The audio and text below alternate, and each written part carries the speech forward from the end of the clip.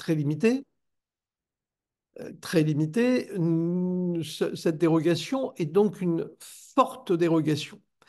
Cette création a donc été validée par une loi, votée très largement, d'ailleurs, il faut le remarquer, le 30 mars 2023, et nous verrons tout à l'heure, assortie de textes ultérieurs. Il faut noter tout de suite que l'expérimentation est limitée à 5 ans, avec une possibilité d'extension de cette dérogation ou éventuellement d'une pérennisation de cette dérogation à la suite d'un rapport qui sera déposé et au Sénat et à l'Assemblée. Voilà le principe qui a motivé cette importante dérogation. Si tu veux bien faire avancer, Sandrine, merci. Ah, nous avons à nouveau un petit... Alors, marche pas. Ah, ça va Oui, poser un problème. microphone. Alors, Nous avons la même difficulté à chaque slide.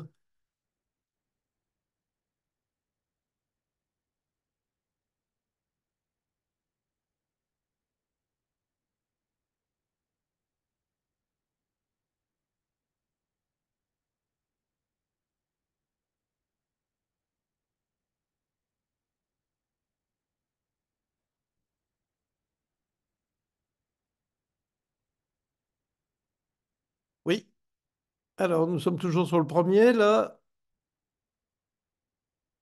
En effet, donc, oui, le cadre des contrats de CPE, donc les CPE existants avant cette modification, ne... Ah non, nous sommes revenus au premier, là, Sandrine. Merci. Donc, ne permettez pas aux acheteurs publics de faire financer tout ou partie de leur projet par un tiers et d'en assurer un paiement différé. De ce fait, aujourd'hui, cela devient possible. Il s'agit donc d'un marché global de performance énergétique à paiement différé ou d'un CPE avec tiers financement. Alors tout de suite, une petite précision à ce sujet, puisque ces deux appellations peuvent poser quelques problèmes d'interprétation et de compréhension aux différents intervenants. J'ai pu constater dans pas mal de collectivités territoriales ou auprès de certaines entreprises qu'il y avait un problème d'appellation, si j'ose dire, de sémantique. Pourquoi parle-t-on à la fois de MGP, à paiement différé, et de CPE à tiers financement? C'est tout à fait logique, mais ça ne recouvre pas la même chose. Je vous rappelle que le MGP, le marché global de performance, énergétique en l'occurrence, est le véhicule contractuel de cette opération. C'est-à-dire, c'est le marché, le type de marché qui est dérogatoire, puisqu'il est à paiement différé. Et je vous rappelle que le marché global de performance se caractérise classique, sans parler du paiement différé, se caractérise par deux éléments fondamentaux, c'est-à-dire qu'il y a l'obligation de prévoir une partie de maintenance, nous sommes bien d'accord, et nous en parlerons ultérieurement, et il y a l'obligation de la fixation de performances qui doivent être précises, quantifiables, chiffrables et mesurables, c'est-à-dire on doit pouvoir parfaitement apprécier la réalisation de ces dites performances. Ça, c'est le MGP, classique, si j'ose dire, et qui va devenir à paiement différé. Et à côté de cela, nous avons la notion de CPE, qui n'est pas du tout un type de marché public. Le CPE ne se présente pas dans le code de la commande publique. Le CPE est dérivé, découle des lois Grenelle de l'environnement, et le CPE est une notion technique d'organisation technique du marché qui constitue donc un contrat de performance énergétique. Donc, le CPE va préciser très exactement les types d'études à mener, les types de mesures, les types de performances. Donc, on a d'un côté une notion technique, qui est la notion de CPE, qui va s'insérer dans une notion juridique, une enveloppe juridique, qui est bien le marché global de performance. Donc, il faut bien comprendre ces deux appellations qui sont complémentaires, voilà, mais qui ne signifient pas la même chose. Donc, en fait, on ne passe pas un CPE pour un maître d'ouvrage, on passe un marché global de performance à l'intérieur duquel se trouve un CPE. Voilà. Notons tout de suite que le mécanisme qui est mis en place, qui a été assez largement critiqué par une apparente difficulté, est quand même, a priori, nous allons en parler, beaucoup plus souple et plus simple à appréhender que le contrat de partenariat, le marché de partenariat ancien PPP, dont il se rapproche beaucoup. Il faut bien le reconnaître. Mais avec une différence fondamentale, je vous rappelle que dans ces nouveaux marchés MGP, paiement différé, le maître d'ouvrage public garde la maîtrise d'ouvrage. Donc il n'y a pas de transfert de la maîtrise d'ouvrage aux partenaires privés, contrairement à ce que l'on trouve dans les marchés ou les contrats de partenariat. C'est une différence extrêmement substantielle entre les deux types de marchés qui a justifié une plus grande souplesse dans la passation. Si tu veux bien avancer, en espérant que cela fonctionne. Non, a priori, ça ne fonctionne pas mieux. Oui,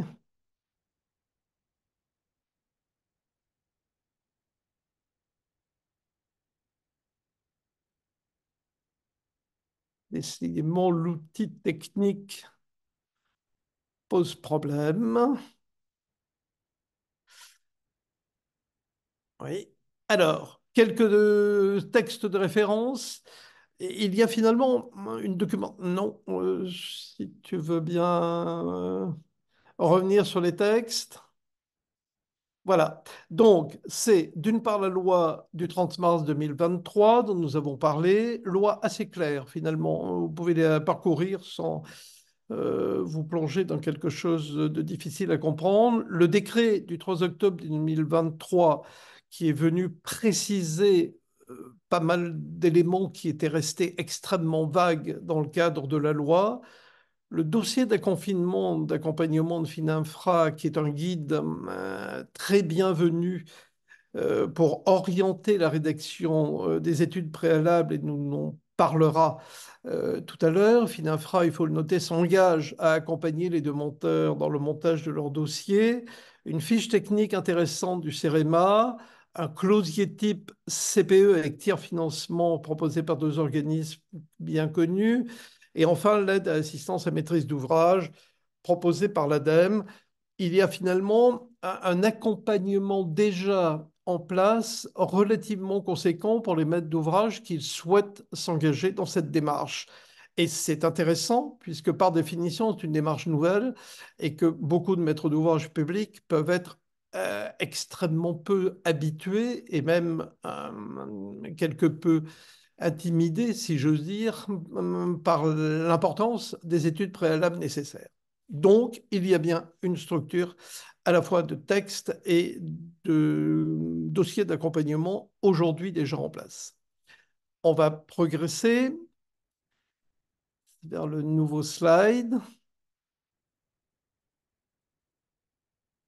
avec toujours la même difficulté malheureusement. Nous vous prions bien sûr de nous excuser de ces difficultés. Merci beaucoup. Première question que nous avons à poser au regard donc de ces différents textes. Quels sont les maîtres d'ouvrage éligibles? Alors là, la réponse est relativement simple aujourd'hui. Toutes les collectivités territoriales, l'État bien sûr, tous les établissements publics rattachés à ces différentes collectivités, les offices publics d'HLM sont bien évidemment aussi intégrés ainsi que leurs groupements. Cela a été très clairement précisé. Il faut noter que plusieurs maîtres d'ouvrage pourront mutualiser les travaux, c'est tout à fait intégré et dans la loi et dans le décret, avec en apportant à chaque fois dans ce marché les bâtiments respectifs qui pourront être des bâtiments de nature tout à fait différente à l'intérieur d'un même marché. Alors cette mutualisation qui est extrêmement ouverte à l'heure actuelle hein, dans ses possibilités, est une des nouveautés et est une des évolutions intéressantes de ce type de marché, puisque cela devrait permettre en augmentant le volume des opérations, d'avoir des opérations beaucoup plus musclées et beaucoup plus rapides que si chacun de ces maîtres d'ouvrage devait avoir monté eux-mêmes des opérations pour un ou deux bâtiments avec des montants bien évidemment très inférieurs. Donc cet aspect mutualisation est réellement un des aspects très intéressants. Alors, est-ce que les maîtres d'ouvrage se saisiront de ces possibilités? C'est une des vraies questions. Vous savez comme moi que la mutualisation en maîtrise d'ouvrage n'est pas quelque chose de simple et de culturellement très diffusé dans la maîtrise d'ouvrage publique française, mais incontestablement, ce texte ouvre des possibilités nouvelles en termes de mutualisation de commandes. Voilà. Je vais Jacques, peut-être qu'à ce passer- stade de votre présentation, je pourrais relayer deux questions qui sont en rapport avec ce que vous avez pu déjà dire. La première était de vous demander si on parle uniquement de rénovation énergétique ou de projet de rénovation globale, Alors ça, voire de... c'est un slide prochain. Hein, Alors, donc j'aborde on va cette continuer. question après. Et puis peut-être deuxième question, vous me direz si vous y répondez tout de suite ou un peu après. Est-ce que sur ce type de marché, c'est un industriel qui investit à la place de la collectivité ou bien est-ce par exemple une banque? Alors, les deux sont possibles. C'est un tiers financement qui n'est pas précisé. Ça veut dire que soit c'est le partenaire privé qui apporte en fonds propres, on est bien d'accord là-dessus, soit il s'appuie sur une banque, ce qui sera sûrement une banque ou un investisseur quelconque, ce qui sera sûrement la procédure la plus fréquente, mais les deux sont tout à fait possibles, effectivement, tout à Voilà, et fait. c'est parfait, ça me laisse ça. Le Alors, temps de passer à l'autre slide. tout à fait. Alors, parlons tout de suite des opérations éligibles, justement. Alors, toutes les opérations de rénovation énergétique des bâtiments publics sont éligibles, absolument toutes, sans aucune discrimination, si j'ose dire, et aucun seuil minimum dans le montant de l'opération n'est exigé à ce jour. C'est un des éléments importants de la loi, ça a fait l'objet de nombreuses discussions. Et il n'y a pas de seuil. Alors, est-ce que cela veut dire que ce montage est opérationnel, recommandé pour de très petites opérations? Peut-être pas, dans la mesure où, incontestablement, ce montage nécessite des études, nous allons en parler, préalables, c'est-à-dire du temps et de l'argent, pour être très clair, investi. Quel est le seuil optimal? Il n'y en a pas. On est bien d'accord là-dessus et on peut penser que des opérations à 1, 2 ou 3 millions d'euros sont parfaitement envisageables dans ce cadre-là sans aucune difficulté particulière. Troisième remarque, l'opération peut concerner un seul ou plusieurs bâtiments dans le même marché. Nous sommes bien d'accord. Et encore une fois, même si ces bâtiments sont très hétérogènes, c'est-à-dire ne présentent aucune similitude. Mais il faut remarquer, bien évidemment, que si le marché concerne plusieurs bâtiments, il va falloir que les études des performances attendues soient détaillées pour chacun des bâtiments. C'est-à-dire qu'il ne pourra pas y avoir de globalité de forfait, si je veux dire. Il va falloir bien que chaque bâtiment soit détaillé dans son état initial, ses performances et donc tout ce qui va avec, c'est-à-dire les prix, etc., etc. Donc, c'est pas un package, si je veux dire, c'est détaillé. Donc, quels sont les travaux éligibles? Ça revient à la question que tu posais, Sandrine, on est bien d'accord. Que veut dire rénovation énergétique? Alors là-dessus, le dossier d'accompagnement de Finafra a amené quelques précisions, puisque c'était l'une des principales questions qui s'étaient posées. Le terme de rénovation, d'abord. Alors, le terme de rénovation n'existe pas dans le Code de la commande publique, on est bien d'accord, il faut faire référence au Code de la construction et de l'habitation qui précise qu'une rénovation, je cite, représente tout type de travaux sur tout ou partie d'un bâtiment existant autre qu'une extension. Donc on est bien, et ça allait de soi, sur du bâtiment existant qu'il faut rénover. Il n'y a pas de précision complémentaire. Alors, on ne pourra pas, dans ce cadre-là, prévoir une extension. C'est-à-dire on pourrait pas faire une rénovation d'un lycée en rajoutant 15 classes à ce lycée dans un bâtiment annexe. Ce bâtiment-là, cette extension-là, ne sera pas intégrable dans le MGP, paiement différé. Par contre, la question est de savoir ce qu'est une rénovation énergétique. Il n'y a aucune définition. Par voie de conséquence, la référence qu'on peut avoir, c'est une référence à des travaux parlementaires qui amènent à l'idée que cela englobe tous les travaux dont la finalité principale est la diminution des consommations énergétiques. Voilà. Donc c'est particulièrement large. Ça intègre tout cela sans aucune distinction ni exclusion. La question suivante est de savoir si, à partir de cette définition, on peut faire une rénovation globale d'un bâtiment existant, c'est-à-dire inclure dans ce marché des travaux qui ne relèvent pas de la rénovation énergétique. La réponse, a priori, est absolument oui, c'est-à-dire qu'on pourra inclure de nombreux travaux tenant à l'amélioration du bien-être des élèves, de la qualité de l'air, de tout ce que vous voudrez, même si on n'est pas sur de la rénovation énergétique, c'est-à-dire visant à la diminution de consommation énergétique. Il y a une limite à cela qui est relativement logique et qu'on retrouve dans toute la démarche de la commande publique, c'est qu'on peut adjoindre ce type de travaux à condition que les travaux énergétiques, si j'ose dire, de rénovation énergétique, restent prépondérants, c'est-à-dire qu'il n'y ait pas un contournement de la loi visant à faire des travaux qui majoritairement et principalement ne relèvent pas d'une rénovation énergétique. Donc, comme vous pouvez le constater, l'approche est extrêmement souple et extrêmement large et permet, à notre avis, sans aucune difficulté, d'inclure des rénovations très globales d'un bâtiment allant bien au-delà de la pure rénovation énergétique. Voilà ce qu'on peut dire de cette notion d'opération éligible pour répondre à la question qui avait été posée par l'un des participants. Donc il y a a priori, on va voir bien évidemment ce qu'il en est dans la réalité des choses, c'est-à-dire dans les modalités de contrôle de Fininfra et éventuellement du juge administratif, quelles seraient les limites à ne pas dépasser dans cette globalité de la rénovation. Mais incontestablement, l'approche à la fois de la loi et à la fois des interprétations de la loi, auxquelles devrait se conformer le juge administratif a priori, est bien une approche très globalisante permettant d'inclure de nombreux travaux non directement liés à une rénovation purement énergétique, c'est-à-dire visant à la diminution des consommations énergétiques. Jacques, j'ai peut-être une question qui est en rapport avec ce que vous venez de dire. Est-ce que lors d'une rénovation énergétique, l'agrandissement ou l'ajout de balcons peut être considéré comme une extension de bâtiment? Alors, ce sont des questions très précises. Vous savez, comme moi, que la notion d'extension n'est pas de précision non plus juridique parfaite. À mon avis, mais c'est mon avis, la construction, l'adjonction de balcons ne serait pas, à mon avis, considérée comme une extension.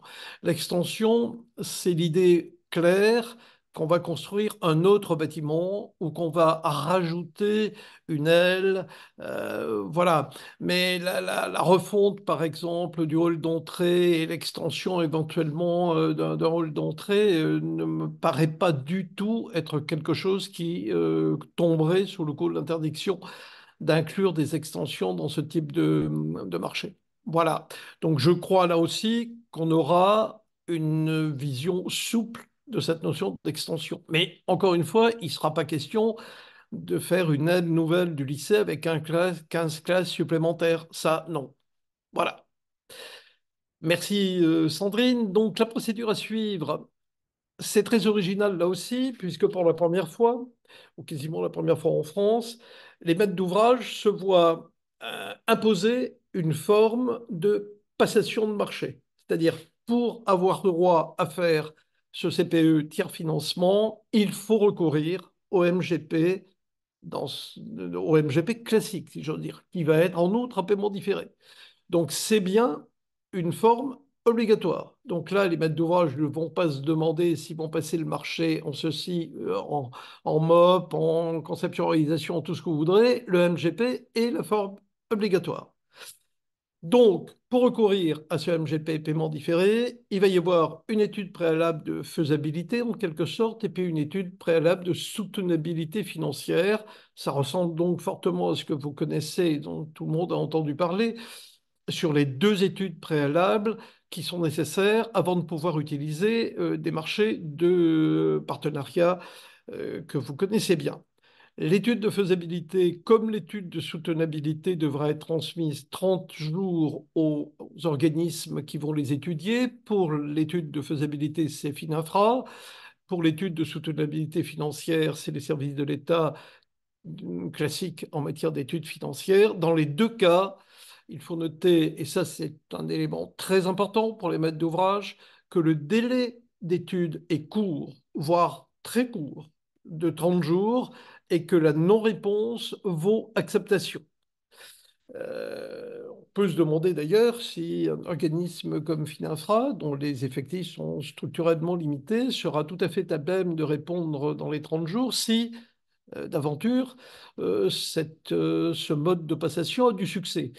Voilà. Mais en tout état de cause, et c'est un élément important, c'est de ce délai est court et la non-réponse vaut acceptation, ce qui rend certain pour le maître d'ouvrage qu'il n'y aura pas de perte de temps excessive au moment de cette étude. Ce moment-là sera limité. Alors, il va falloir monter l'étude, on est bien d'accord, mais une fois qu'on l'a transmise, on est certain d'avoir une réponse rapide. Et c'est un élément important, bien évidemment, dans la procédure. Merci Sandrine.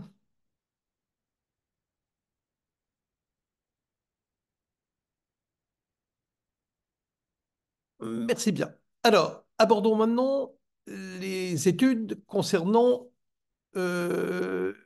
merci. Les procédures.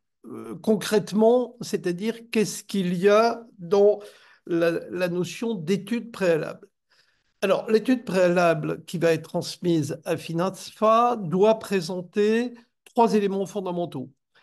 Une présentation générale du projet, la description des options de montage contractuelles qui vont être écartées et ceux qui vont être retenus. On est bien d'accord. Et après, pour le troisième point, qui est un point important, une appréciation portant sur l'ensemble des avantages et inconvénients du dispositif, c'est-à-dire le MGP à paiement différé, par rapport aux options considérées. Et enfin, il faudra rappeler quelles sont les conditions de vérification.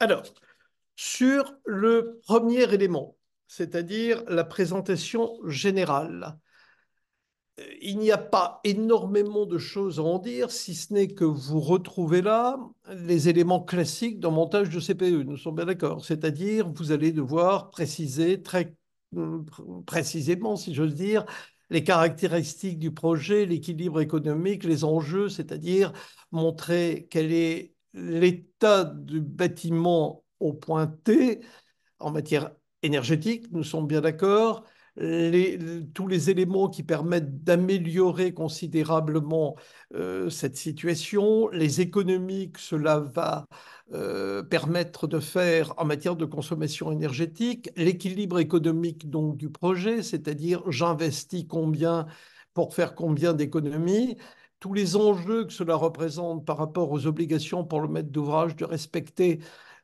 ces obligations en matière de décret tertiaire et donc ces obligations jusqu'en 2030. Donc tous ces éléments de présentation du projet sont des éléments classiques dont vous avez tout à fait l'habitude quand vous montez un dossier de rénovation énergétique. Il n'y a dans ce domaine rien de particulier, si j'ose dire, par rapport au MGP classique que vous pourriez monter sur un CPE classique, c'est-à-dire sans tiers financement ni paiement différé. On est bien sur un projet technique classique de montage. On pourra y revenir si vous le souhaitez dans différentes questions éventuelles, mais sur ce terrain, encore une fois, pas d'éléments distinctifs entre le MGP classique et le MGP à paiement différé. Il va bien falloir être le plus précis possible dans la totalité des éléments qui vont permettre de montrer que vous allez rénover puissamment, si j'ose dire, le ou les bâtiments concernés par le projet. Le second élément de mise en œuvre est évidemment beaucoup plus compliqué à comprendre. Il s'agit de décrire les différents montages contractuels de la commande publique que vous allez écarter et pourquoi vous allez retenir le MGP à paiement différé. En clair, il va falloir faire de la comparaison. Au niveau 2, quelles sont les présentations que vous devrez faire? Les les trois éléments de présentation vont concerner les marchés en MOP, on est bien d'accord, c'est-à-dire en corps d'état séparés, les conceptions-réalisations et les marchés globaux de performance classiques, qui sont trois types de montage que vous pouvez faire pour passer à un CPE. Nous sommes bien d'accord. Alors, ces trois types de montage doivent être là présentés, simplement. On est bien d'accord. Il s'agit de les présenter, c'est-à-dire de dire, voilà, je sais très bien que je peux passer un CPE avec ce type de montage, ce type de montage et ce type de montage.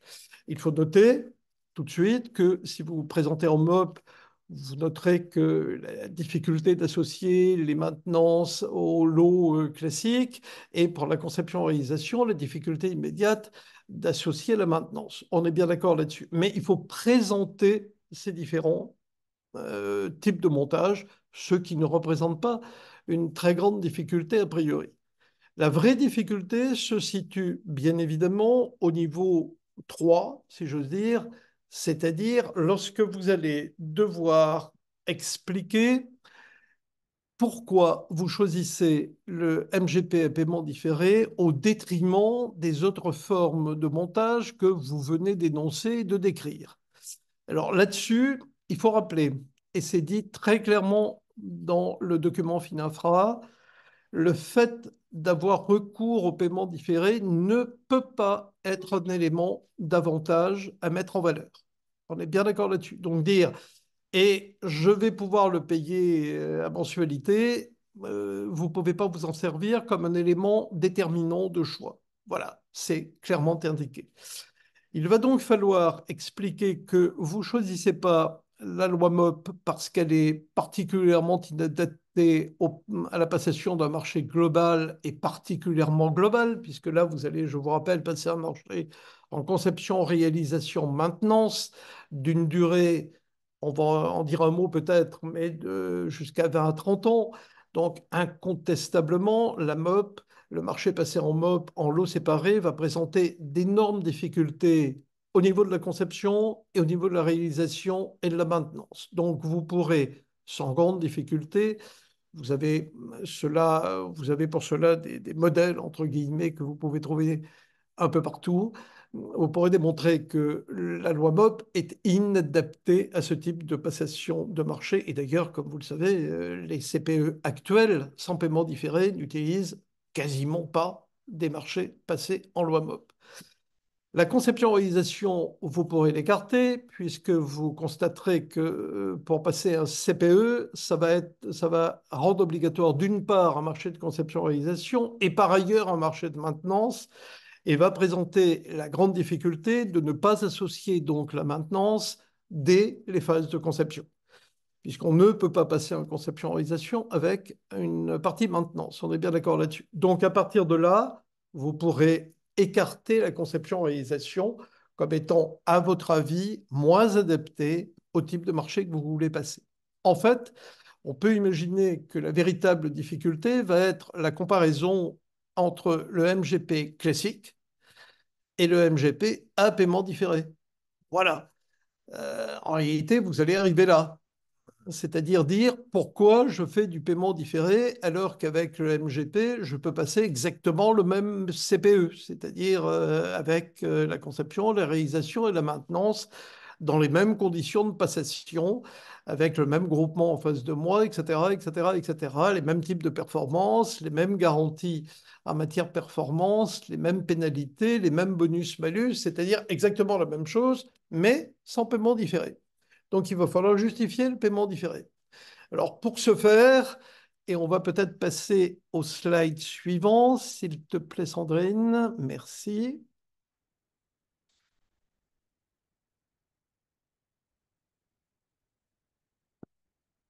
Merci. Alors, le FINAFRA a donné quelques indications, quelques informations pour savoir ce que le maître d'ouvrage pouvait mettre en avant. Alors, les objectifs de performance et le périmètre. Alors, ce sont deux éléments absolument fondamentaux.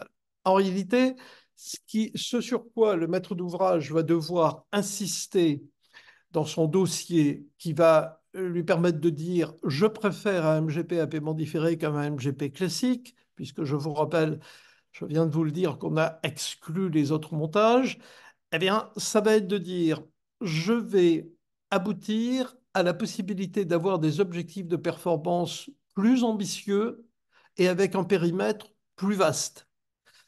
En réalité, on va revenir à l'origine de cette loi. Je vous le disais tout au début, il s'agit de faire plus et plus vite. Eh bien, le maître d'ouvrage, et c'est répété en boucle, si j'ose dire, par tous les intervenants publics à ce sujet, il faut que le maître d'ouvrage incorpore totalement ce slogan, si j'ose dire, plus et plus vite. Donc, je vais faire plus, c'est-à-dire je vais avoir des objectifs de performance plus ambitieux et je vais avoir des objectifs en volume plus ambitieux, c'est-à-dire en périmètre. Et vous allez donc essayer de démontrer que ce recours qui va vous permettre d'éviter un recours massif à la dette, pour vous, on en parlera peut-être tout à l'heure, va vous permettre d'être plus ambitieux, éventuellement vous associant à d'autres maîtres d'ouvrage, et incontestablement la mutualisation sera un plus. Car je vous rappelle, excusez-moi, que la mutualisation prévue dans ce cadre est beaucoup plus simple que la mutualisation classique en matière de commande publique. Donc, c'est un élément. Donc, si vous arrivez avec un projet en disant, voilà ce que je peux faire en plus, je vais traiter plus de bâtiments, plus complètement, et avec éventuellement mutualiser plusieurs maîtres d'ouvrage, ça sera sûrement un des éléments déterminants qui vous permettront d'avoir un avis favorable qui vous permettra donc de valider ce qu'est une dérogation. Il faut bien comprendre. Donc la dérogation nécessite une motivation particulière. Je vous rappelle qu'en droit, chaque fois qu'on est en dérogation, eh bien, il faut motiver cette dérogation, c'est-à-dire expliquer pourquoi vous faites pas, vous n'appliquez pas la loi commune, si je veux dire, qui est celle du MGP sans paiement différé. Donc, il faut bien apporter cet éclaircissement, rajouter éventuellement dans le comparatif le coût des remboursements et les économies attendues. Alors ça, c'est important. Si vous prévoyez un délai long, Finafra a rappelé qu'on peut envisager, et c'est vrai, sans difficulté, des marchés à 20 à 30 ans. Je vous rappelle que on peut imaginer que dans ce type de marché, on peut imaginer lisser les coûts et les économies attendues. C'est-à-dire que on peut avoir, et c'est, vous le savez d'autant plus vrai que le bâtiment est en mauvais état énergétique, on peut avoir des économies attendues qui vont à peu près couvrir le montant des remboursements attendus. C'est un des éléments aussi qu'il faut mettre en évidence, ce qui vous évite d'avoir un déboursé net immédiat. Nous sommes bien d'accord là-dessus. Alors, vous ne dites pas c'est un paiement différé, vous dites j'attends donc de lisser économie et remboursement.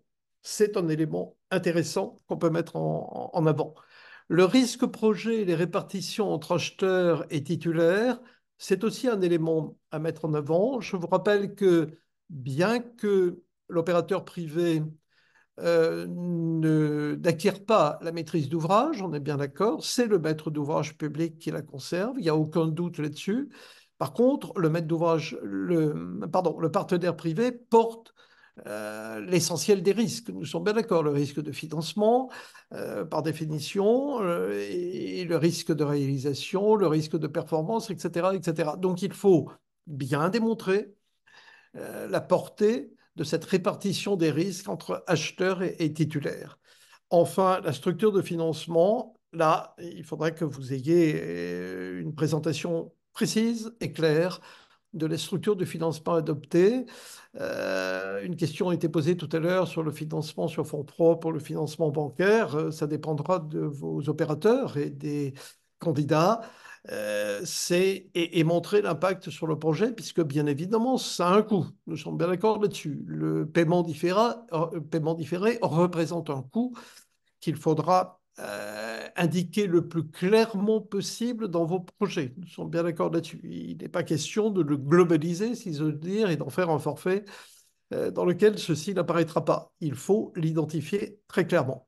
Enfin, je vous l'ai dit tout à l'heure, l'effet de mutualisation avec d'autres acheteurs, incontestablement, dans les propos que l'on entend aujourd'hui des décideurs publics, c'est un élément qui serait très favorablement perçu, puisqu'on peut penser que le fait d'agréger des maîtres d'ouvrage aboutirait réellement à une accélération des mises en œuvre des procédures de rénovation. Hein, je vous rappelle que c'est bien ça l'objectif premier de cette dérogation. Alors, de cette étude préalable et de ce que je viens de vous dire, on a bien évidemment une impression d'une certaine imprécision. C'est parfaitement exact. Le document Fininfra est un document bien rédigé, extrêmement bienvenu, mais qui n'a pas pu rentrer dans les détails et sous-détails de ce qui était attendu et qui serait considéré comme légal ou pas pour motiver le recours à un paiement différé. Il reste donc en suspens, et il ne faut pas le nier, un risque contentieux. C'est-à-dire que ces documents vont être soumis par définition, on peut l'imaginer, à l'interprétation du juge administratif, puisque, en particulier dans des marchés de collectivités territoriales, il serait bien étonnant qu'il n'y ait pas quelques contentieux générés par le recours au paiement différé. Nous sommes bien d'accord là-dessus. Vous savez parfaitement que certains considère que le recours au paiement différé est structurellement totalement anormal. Donc, on aura sûrement des potentialités de recours contentieux. Et le juge administratif sera sûrement principalement amené à se poser la question de savoir quel est ce qui doit figurer dans l'étude préalable, c'est-à-dire quelle est la notion d'étude préalable légale permettant de justifier ce recours à paiement différé. Alors on peut imaginer, et on peut le souhaiter, que le juge administratif ait une approche beaucoup plus souple que celle qu'il a quand il analyse les études préalables des contrats de partenariat et des PPP. Nous sommes bien d'accord avec, après le fiasco retentissant des marchés de la ville de Marseille sur la rénovation des écoles, il est certain qu'il peut y avoir une forme de crispation de certains maîtres d'ouvrage par rapport à ce risque contentieux.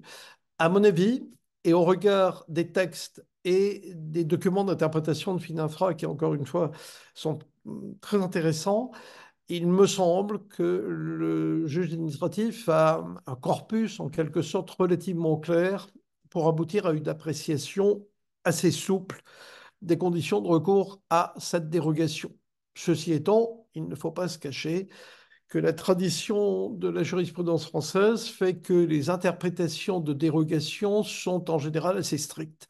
C'est-à-dire que le juge administratif considère qu'une dérogation est une dérogation et qu'il faut donc correctement la motiver. Voilà. Donc, il est incontestable qu'il y a ce risque contentieux qui aujourd'hui n'est pas levé et dont on ne connaît pas très exactement aujourd'hui la portée. C'est parfaitement exact. Mais encore une fois, si un maître d'ouvrage opère comme on vient de le dire, il me semble que les risques d'annulation de ce type de passation sont à ce jour plutôt limités. On peut passer au point suivant.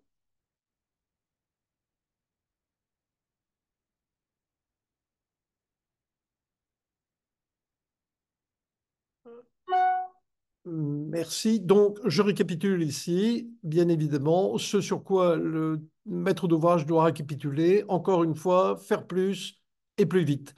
Donc, c'est un élément fondamental et se référer le plus possible aux documents du mode d'emploi, si j'ose dire, conçus et diffusés par Fininfra. Merci.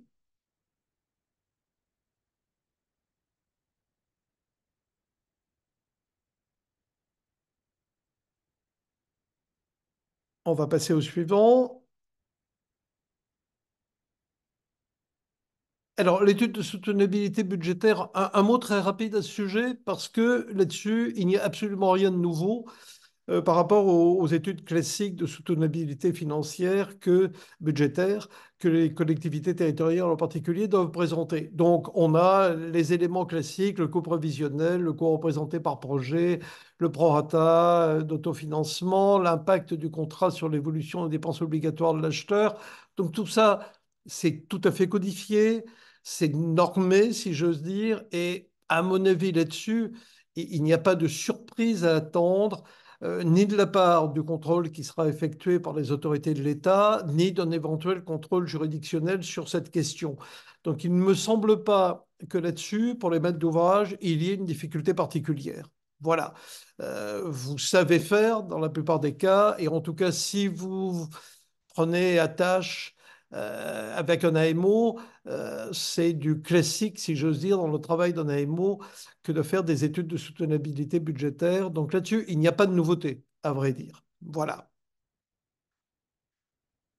En conclusion, je vous rappelle incontestablement que cette solution est particulièrement intéressante pour les maîtres d'ouvrage qui souhaitent accélérer très considérablement les opérations de rénovation énergétique. Je vous rappelle qu'ils le souhaitent et que par ailleurs, ils y sont tenus, nous sommes bien d'accord.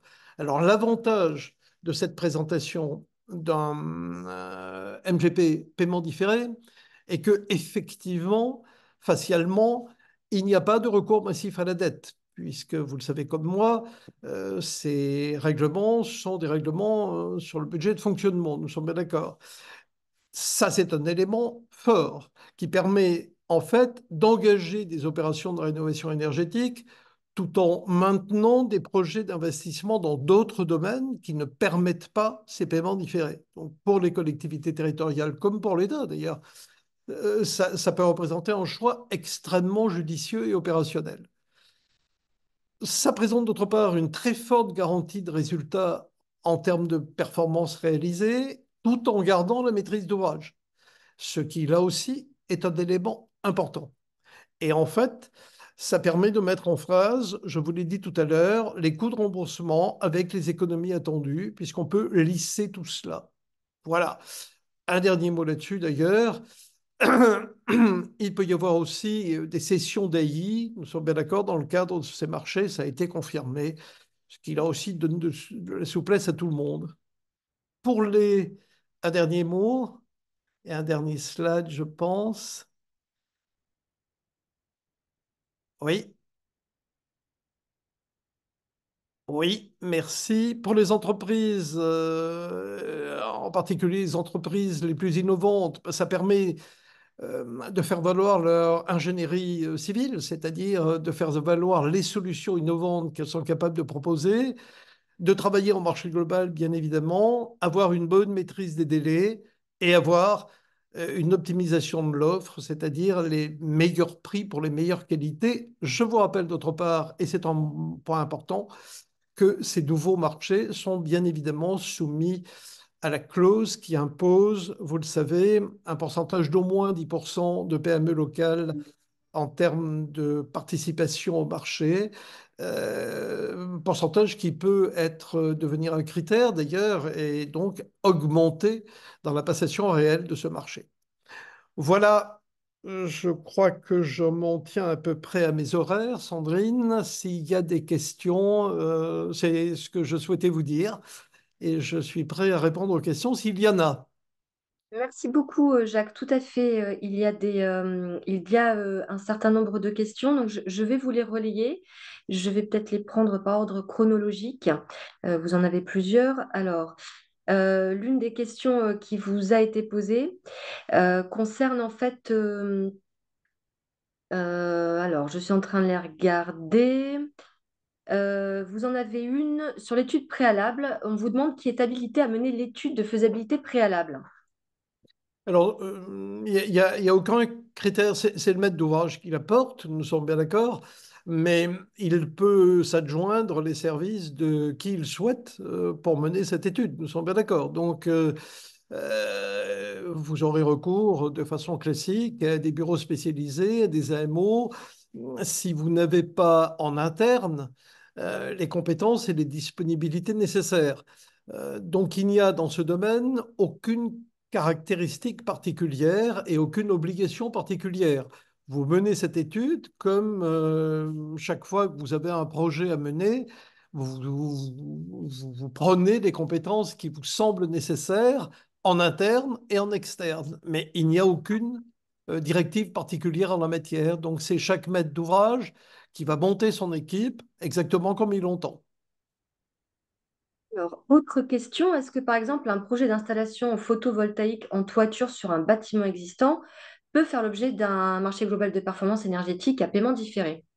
Alors, ça fait partie de toutes ces questions qui sont à la marge, nous sommes bien d'accord, aux frontières de ce qu'on a évoqué. Dans les mois qui viennent, on aura beaucoup plus de précisions. À mon avis, oui, mais c'est un avis. Voilà. J'ai l'impression que pour travailler avec les autorités publiques, que la démarche est la plus globalisante possible. Voilà.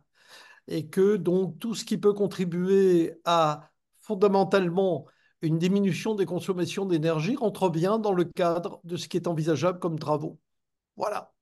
Alors, C'est ce qu'on autre peut dire à l'heure actuelle. Mais bien évidemment, au fil des semaines et des mois, toutes ces précisions sur tel et tel et tel type de travaux très spécifiques vont voir apporter des solutions et des réponses précises. Mais globalement parlant, on peut partir de l'idée que l'approche est très, très globale. Voilà. Alors, il y a une question qui correspondait à votre présentation qui demande si le crème est assimilé à la conception-réalisation que vous avez dû mentionner dans un de vos slides. Alors, les appellations REM et crème n'existent plus, nous sommes bien d'accord là-dessus, mais elles existent de fait. Le REM, c'est une réalisation en entière maintenance, nous sommes bien d'accord, et le crème, c'est une conception-réalisation en entière maintenance. Très manifestement, les marchés dont on parle, les MGP à paiement différé, devraient relever du CREM, c'est-à-dire de la conception, réalisation, entretien, maintenance. C'est évidemment la logique d'incorporer la conception dans le groupement de façon à ce que et les réalisateurs et les mainteneurs soient clairement associés à la conception. On peut penser qu'un marché à paiement différé sans crème, c'est-à-dire sans conception intégrée dans le groupement, serait sûrement assez mal perçu par des investisseurs. Voilà. Donc oui, c'est un crème dont il s'agit. Absolument. Alors, autre question, est-ce que vous auriez des exemples de premiers marchés lancés sous cette forme? Je Non. crois que non, hein, Jacques, oui. Voilà. Non. À l'heure actuelle, il y a des projets qui sont en cours, oui, tout à fait. Il y a des maîtres d'ouvrage importants, État, qui mettent en place des équipes manifestement dédiées à ce type de projet. On peut parler de l'armée, des universités, par exemple, qui sont manifestement très intéressées, avec des besoins extrêmement importants et sûrement des marchés considérables. En collectivité territoriale, je suis au courant d'une petite dizaine de projets, mais qui ne sont pas avancés à ce stade, mais qui sont en cours d'instruction. Voilà. Mais il n'y a aucun projet à ce stade et à ma connaissance. Je ne sais pas si, mais je pense que Finafra n'a à ce jour reçu aucun projet, me semble-t-il. Alors, il y a une autre question qui est un peu plus technique, qui concerne le tiers financement. Voilà, alors le tiers financement, je lis la question, s'il recourt à une dette garantie par le pouvoir public, ne va-t-il pas être freiné par les directives européennes qui vont à nouveau obliger les États à limiter la dette? Et quelles sont les possibilités de s'en affranchir? Alors, il y a pas de possibilité de s'en affranchir si les normes européennes évoluent. Pour l'instant, il n'est pas question que ce recours au tiers financement limite la dette. Très clairement, bien au contraire dans son principe. Donc, de ce côté-là, je pense qu'il n'y a aucune inquiétude à avoir. ce recours au tiers financement ne sera pas limité, quelle que soit l'évolution des directives européennes en la matière, qui, contrairement à ce que la question semble supposer, ne va pas vers un durcissement, hein, aux dernières nouvelles. Voilà. Donc non, il n'y a pas de risque dans ce domaine. Autre question, d'ailleurs, je dois dire qu'il y a une personne qui répond aussi dans les questions qui sont posées à l'écrit. Je pense que la personne qui répond aussi à quelques questions est peut-être de Finafra. Est-ce qu'il est possible de recourir au MGPE, pardon, à paiement différé, tout en sollicitant des subventions de l'État du type programme et du Rénov'? Absolument, oui. Absolument. Bah, je pense que vous êtes d'accord parce que Totalement compatible. l'autre réponse va dans le même sens. Tout à fait. Alors, j'ai une question que je vous relais, mais qui peut-être manque de précision. On me demande quels sont les articles de la commande publique, je suppose, je ne sais, voilà, la question est un peu lapidaire. Je n'en ai pas plus, je n'ai pas plus d'informations. N'hésitez pas, pour la personne qui a Alors, posé si ce cette sont question, les articles de la à commande publique modifiés par, vous les avez très clairement indiqués dans la loi et dans le décret, il n'y a aucun problème. C'est l'article de la commande publique qui faisait interdiction du paiement différé, hein. C'est la seule dérogation au code de la commande publique, puisque la dérogation permettant déjà de passer des MGP est ancienne, enfin ancienne. Elle a déjà quelques années. Donc la seule chose qui est modifié, c'est le paiement différé et le tiers financement et le paiement différé. Donc ça, c'est cette interdiction qui pesait sur la possibilité de passer des marchés publics, qui est levée sur ce créneau très particulier. Voilà. Alors, dernière question, est-ce que le marché global de performance énergétique à paiement différé est applicable notamment au projet du ministère des Armées et du ministère de l'Intérieur? Oui, absolument, oui. Oui, oui, absolument. Je- Absolument. Et on peut même considérer, je vous le disais tout à l'heure, que le ministère des Armées sera peut-être l'un des tout premiers utilisateurs de ces procédures, oui, absolument, puisque je vous rappelle que le ministère des Armées a des besoins extrêmement considérables en matière de rénovation énergétique et que par voie de conséquence, manifestement, le ministère des Armées a manifesté déjà d'intérêt marqué pour cette procédure, oui, tout à fait. je vous remercie, Jacques. Je crois que nous avons... Ah, il y a peut-être une dernière question là Je vous en qui prie. vient d'être transmise. Euh, la question, à mon avis, concerne plus Finafra. Est-ce que la liste des projets qui sont en cours d'instruction préalable seront rendus publics? Est-ce que vous pensez pouvoir répondre, Jacques, à cette question? Alors non, je ne peux pas y répondre. C'est Fidinfra qui est maître du jeu en la matière. Nous sommes bien d'accord là-dessus. Voilà. A priori, il n'y a pas de publicité à faire, mais pense que Fidinfra communiquera sur la nature des projets qui lui arrivent et les difficultés éventuelles qu'il peut rencontrer. Bien, mais je vous remercie, Jacques. Je remercie l'ensemble des participants de ce webinaire, de l'avoir suivi et d'avoir été très actifs dans les questions qu'ils ont pu nous poser. Voilà, l'heure est arrivée, on est dans les temps. Merci, Tout à Jacques, fait. pour cette présentation C'était avec tout plaisir. à fait limpide et éclairante. Eh bien, je vous dis à très bientôt pour un prochain webinaire. Et encore une fois, merci à toutes et tous. Merci. Au revoir à tout le monde. Au revoir. Au revoir.